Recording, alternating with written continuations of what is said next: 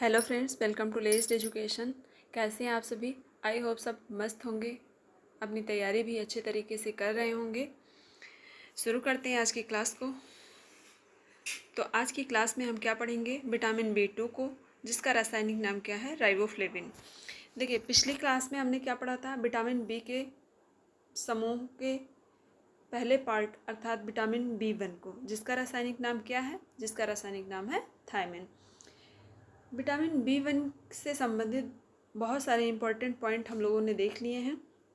अब आज की क्लास में हम विटामिन B2 को स्टार्ट करेंगे। विटामिन B2 के इम्पोर्टेंट पॉइंट्स को देखेंगे। चलिए शुरू करते हैं आज की क्लास को। देखिए, विटामिन B2 का रासायनिक नाम क्या है? विटामिन B2 का रासायनिक नाम राइबोफ्लेविन है। देखिए, इसमें कुछ इंपॉर्टेंट पॉइंट्स दिए हुए हैं। देखिए, पहले क्या है? इसके कुछ उपनाम हैं। क्या है? उपनाम। इनके उपनाम के बारे में हम देखते हैं। इसको विटामिन B2 को अर्थात राइबोफ्लेविन को और किस नाम से जाना जाता है? देखिए, विटामिन B2 को क्या कहते हैं? लैक्टोफ्लेविन भी कहते हैं। लैक्टोफ्लेविन किस लिए कहा गया है? क्योंकि यह दूध से अलग किए जाने के कारण लैक्टोफ्लेविन कहा गया है। किस लिए कहा गया? दूध से अलग किया गया है, इस कारण इसे लैक्टोफ्लेविन कहा जाता है। ये जो विटामिन B2 है अर्थात राइबोफ्लेविन अर्थात लैक्टोफ्लेविन, ये दूध में पाया जाने वाला विटामिन है। इसे दूध से अलग किया गया है, इसलिए इसे विटामिन B2 कहा जाता है। इसका विटामिन B2 नाम भी है, पीला विटामिन भी कहते हैं, बैक्टोक्रोम भी कहा गया है। क्या क्या नाम है? लैक्टोफ्लेविन है और विटामिन B2 है, पीला विटामिन है, बैक्टोक्रोम भी कहा गया है। नेक्स्ट पॉइंट देखते हैं। देखिए, दूध से अलग किए जाने के कारण इसे क्या कहा गया है? लैक्टोफ्लेविन कहा जाता है। नेक्स्ट पॉइंट है राइबोफ्लेविन में राइबोज। क्या? राइबोफ्लेविन में राइबोज और नामक पेंटोज शर्करा। क्या? राइबोज नामक पेंटोज शर्करा तथा फ्लेविन नामक पदार्थ होता है, इसलिए इसे क्या कहते हैं? राइबोफ्लेविन कहा जाता है। इसकी खोज किसने की थी? तो इसकी खोज कुहन ने की थी। किसकी खोज? विटामिन B2 अर्थात राइबोफ्लेविन की खोज किसने की थी? कुहन ने की थी। तो जल्दी से आप लोग कमेंट बॉक्स में टाइप कर दीजिए और भेज दीजिए कि विटामिन B1 की खोज किसने की थी। इसका आंसर आप लोग कमेंट बॉक्स में बताइए, किसने की थी विटामिन B1 की खोज। चलिए देखते हैं आगे पॉइंट। विटामिन B2 की घुलनशीलता। विटामिन B2 किस में घुलनशील है और किस में अघुलनशील है? जैसा कि हमने स्टार्टिंग में ही पढ़ लिया है कि विटामिन B जो होता है वो किस में घुलनशील है? जल में घुलनशील है और वसा में अघुलनशील है। तो यहाँ पर देखते हैं पूर्ण घुलनशील, दूसरा अघुलनशील। तो जल में क्या है? ये पूर्ण रूप से घुलने वाला है और ईथर बेंजीन क्लोरोफॉर्म एसीटोन में क्या है? अघुलनशील है। नेक्स्ट पॉइंट देखते हैं विटामिन B2 को। क्या अगला पॉइंट है? देखिए, विटामिन B2 फ्लेवोप्रोटीन से बना तत्व है। क्या है? किस प्रोटीन से बना तत्व है? फ्लेवोप्रोटीन से। देखिए, आपसे क्वेश्चन पूछा जा सकता है कि विटामिन B2 किस तत्व से बना है, तो आप क्या बताएंगे? ऑप्शन में रहेगा फ्लेवोप्रोटीन। तो आप किसको टिक करेंगे? फ्लेवोप्रोटीन को। अब देखते हैं विटामिन B2 के कार्य। विटामिन B2 के कौन कौन से कार्य हैं? पहला है शारीरिक वृद्धि में सहायक, हार्मोन्स को नियंत्रित व नियमित करने के लिए, जिससे RBC बनाने में सहायक है, त्वचा को सुंदर कांतिमय बनाने के लिए। फ्लेवोप्रोटीन को एंजाइम के होने के कारण क्या है? फ्लेवोप्रोटीन क्या है? को एंजाइम होने के कारण प्रोटीन कार्बोज वसा के चयापचय में भी सहायक होता है। नेक्स्ट पॉइंट है आँखों की नाड़ियों को उत्तेजित करता है। क्या करता है विटामिन B2? आँखों की नाड़ियों को उत्तेजित भी करता है। आगे देखते हैं विटामिन B2 की कमी से होने वाली बीमारियाँ। कौन कौन से रोग हो जाते हैं?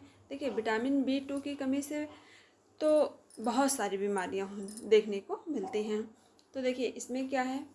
कुछ इम्पोर्टेंस दिए हुए हैं, जिसको आप लोग अच्छे से याद कर लीजिएगा। ये आपके एग्ज़ाम में इससे संबंधित क्वेश्चन ज़रूर पूछे जाएंगे। देखिए, चिरोसिस क्या है? पहला क्या है? चिरोसिस क्या है? चिरोसिस जो हमारे होठों के किनारों पर घाव हो जाता है, उसे हम क्या कहते हैं? चिरोसिस कहते हैं। देखिए, जो होंठ होते हैं गर्मियों में देखिए, जब हवा चलने लगती है तब होंठ के किनारे पर कट जाते हैं, तो ये जो घाव हो जाते हैं कट के, वही क्या कहलाते हैं, चिलोसिस कहलाते हैं। ये किसकी कमी से होते हैं, विटामिन B2 की कमी से होते हैं। लेकिन ज़्यादातर गांव वाले क्या कहते हैं, हवा के कारण फट गए हैं, तो ऐसा नहीं होता है, इसमें कुछ तत्व की कमी हो जाती है, इस वजह से ये होंठ फटने लगते हैं। चिलोसिस में क्या होता है, होंठों के किनारों पर घाव होता है। नेक्स्ट क्या है, एंगुलर स्टेमेटाइटिस। इसमें क्या होता है, होंठों के मध्य में घाव होता है। किस में होता है, होंठों के मध्य में घाव हो जाता है। आगे क्या देखिए, ग्लोसाइटिस। तीसरा क्या है, ग्लोसाइटिस। ग्लोसाइटिस में क्या होता है, जब विटामिन B2 की कमी हो जाती है तो जीभ पर घाव होता है और लाल होता है और उसके बाद दर्द भी होने लगता है। ये क्या कहलाता है, ग्लोसाइटिस। नेक्स्ट है कार्नियल वस्कुलाइजेशन। क्या है, कार्नियल वस्कुलाइजेशन। इसमें क्या होता है, देखिए विटामिन B2 के अभाव में नेत्रों की रक्त कोशिकाओं में क्या होता है, घाव हो जाता है। हमारे बॉडी में अगर विटामिन B2 की कमी हो जाती है अर्थात राइबोफ्लेविन की कमी हो जाती है तो क्या होता है, नेत्रों की रक्त कोशिकाओं में घाव हो जाता है। उसके कारण क्या होता है, आँखों में पानी आ जाता है, जलन होता है, लाल होने लगती हैं, आदि समस्याएं आती हैं। फलस्वरूप आँखों की कॉर्निया में कोशिकाओं का जाल बन जाता है। क्या होता है, कॉर्निया में कोशिकाओं का जाल बन जाता है और आँखों में रक्त के निशान दिखते हैं। ये क्या कहलाता है, कार्नियल वस्कुलाइजेशन। नेक्स्ट देखते हैं, नशोला वायल सेबोरियल। नशोला वायल सेबोरिक क्या है, इसमें क्या होता है, नशोला वायल में लाफ लाइन और स्माइल लाइन पर घाव हो जाता है। क्या होता है, लाफ लाइन और स्माइल लाइन पर घाव हो जाता है। लाफ लाइन और स्माइल लाइन क्या है, जो हमारा होठ होता है, जैसे ये होठ है, इसके बाद ऐसे स्माइल लाइन है, ये क्या है, स्माइल लाइन है। फिर से बनाते हैं, देखिए ये होठ है, अच्छे से तो नहीं बन पा रहा है, लेकिन ये स्माइल लाइन होती है। अगर यहाँ पर घाव हो जाता है, यहाँ पर घाव हो जाता है तो ये क्या होता है, नशोला वायल कहलाता है। चलिए नेक्स्ट देखते हैं।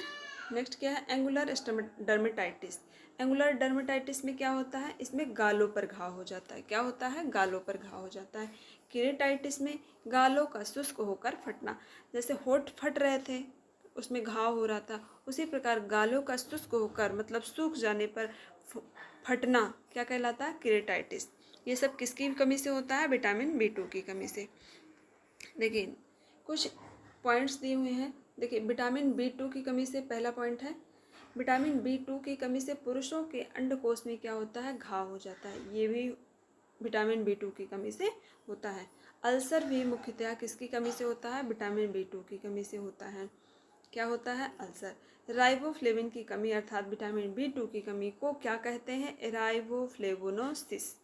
देखिए आपसे क्वेश्चन ये भी पूछा जाता है कि राइबोफ्लेवोनोसिस किसे कहते हैं, तो ऑप्शन में दिया रहेगा थायमिन की कमी से, थायमिन की कमी को, या राइबोफ्लेविन की कमी को, नियासिन की कमी को, पायरिडॉक्सिन की कमी को। तो आप राइट आंसर क्या लगाएंगे, राइट आंसर लगाएंगे राइबोफ्लेविन की कमी को क्या कहते हैं, राइबोफ्लेवोनोसिस। नेक्स्ट देखते हैं, इसकी कमी को और क्या कहते हैं, पेलाग्रा साइन पेलाग्रा, अर्थात पेलाग्रा के साइन दिखने लगते हैं, इसलिए इसे क्या कहते हैं, पेलाग्रा साइन पेलाग्रा, अथवा पेलाग्रा विदाउट पेलाग्रा भी कहते हैं, क्योंकि इसमें पेलाग्रा के लक्षण दिखते हैं परंतु खुलकर सामने नहीं आते हैं।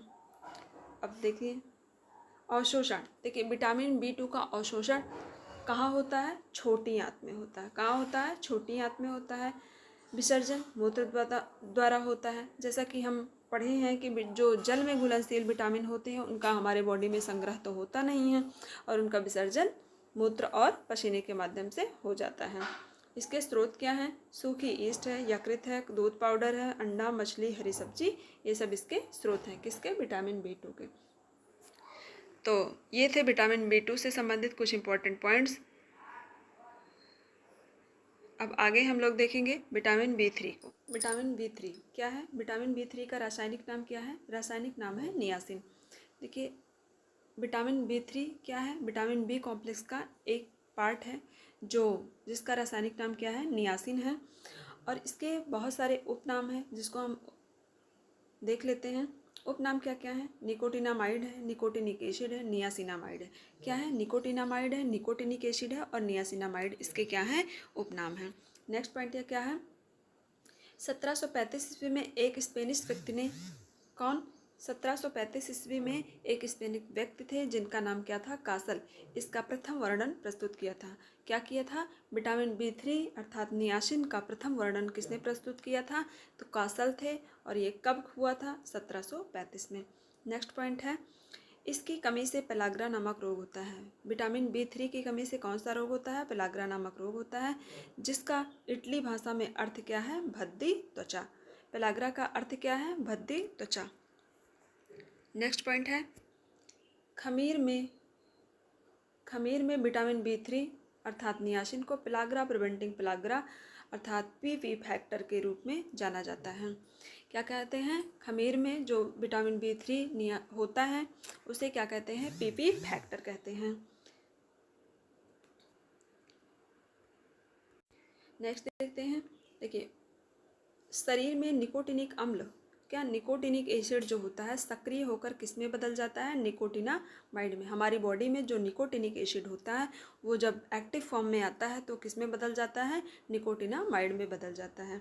नेक्स्ट है, ऊतकों में निकोटिनामाइड डाई न्यूक्लियोटाइड के रूप में रहता है।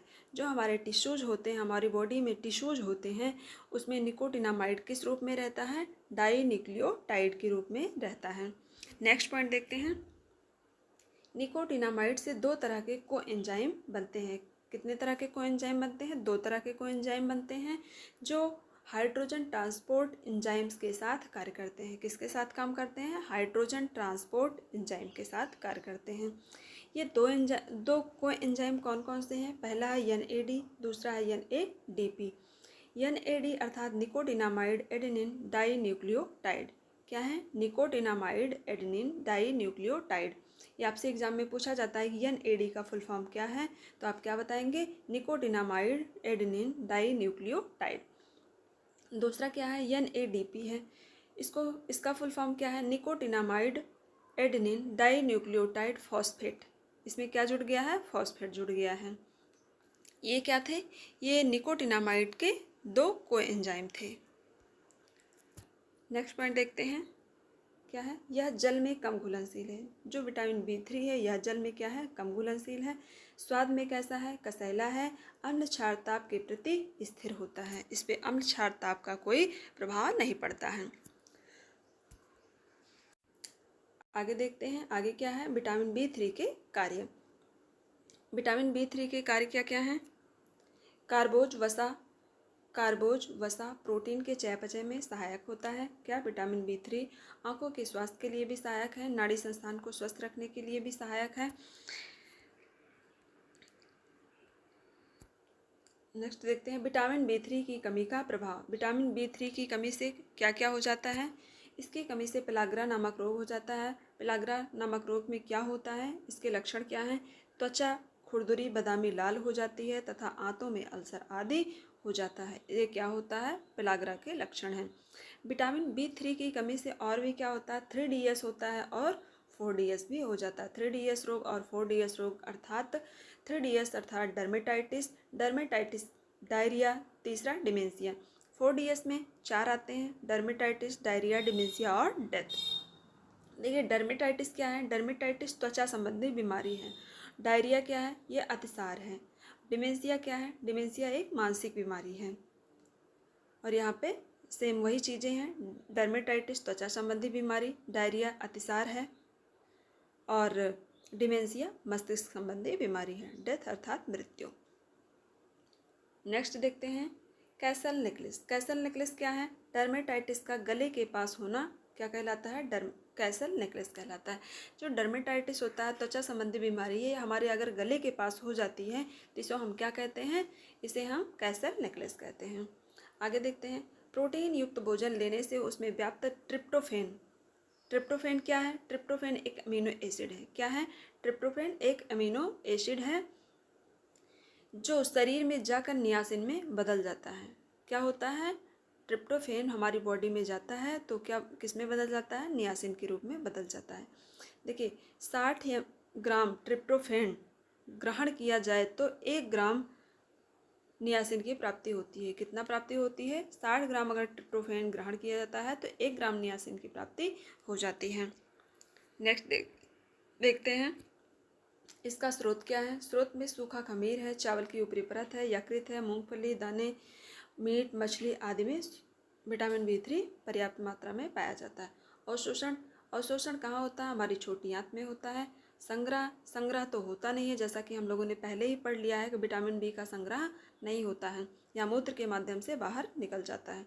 तो वही चीज़ है, यहाँ पे संग्रह नहीं होता है और मूत्र द्वारा बाहर निकल जाता है। कुछ इंपॉर्टेंट पॉइंट्स हैं इसमें, देख लीजिए, 1-2 इंपॉर्टेंट पॉइंट्स हैं। देखिए ईस्ट क्या है, जब से आपसे पूछ लिया जाएगा ईस्ट क्या है, तो ईस्ट क्या है? ईस्ट फफूंद है। क्या है? फफूंद अर्थात कवक है। तीव्र पराग्रह की स्थिति में रोगी को 50 मिलीग्राम निकोटिनामाइड दिन में 2 बार 3-4 दिन तक देना चाहिए, जिससे पराग्रह की स्थिति ठीक हो जाती है। चलिए, विटामिन B3 समाप्त होता है। इसके आगे हम पढ़ेंगे विटामिन B5 को। चलिए देखते हैं अगले विटामिन के बारे में। अगला विटामिन कौन सा है? Vitamin B5। विटामिन B5 इसका रासायनिक नाम क्या है? इसका रासायनिक नाम है पेंटाथोनिक एसिड। इसके बारे में कुछ इंपॉर्टेंट पॉइंट्स देख लेते हैं, तो स्टार्ट करते हैं। देखिए क्या है, यह ग्रीक भाषा का शब्द है। किस भाषा का शब्द है? पेंटाथोनिक एसिड ग्रीक भाषा का शब्द है। किससे बना है? पेंथोस से बना है, जिसका अर्थ क्या है? जिसका अर्थ है फ्रॉम एवरीवेयर, अर्थात सभी जगह। सभी जगह इसका अर्थ इसलिए है क्योंकि ये जो पेंटाथोनिक एसिड है विटामिन B5 है, ये हमें सभी भोज्य पदार्थों में लगभग प्राप्त हो जाता है। इसके लिए हमें किसी विशेष भोज्य पदार्थ की आवश्यकता नहीं होती है। इसलिए इसका अर्थ क्या है? फ्रॉम एवरीवेयर, अर्थात सभी जगह। देखिए इसके कुछ उपनाम भी हैं। उपनाम क्या है? इसे एंटी डर्मेटाइटिस विटामिन भी कहते हैं। क्या कहते हैं? Anti dermatitis. डर्मेटाइटिस हमने पढ़ा है। डर्मेटाइटिस क्या है? डर्मेटाइटिस त्वचा संबंधी बीमारी है।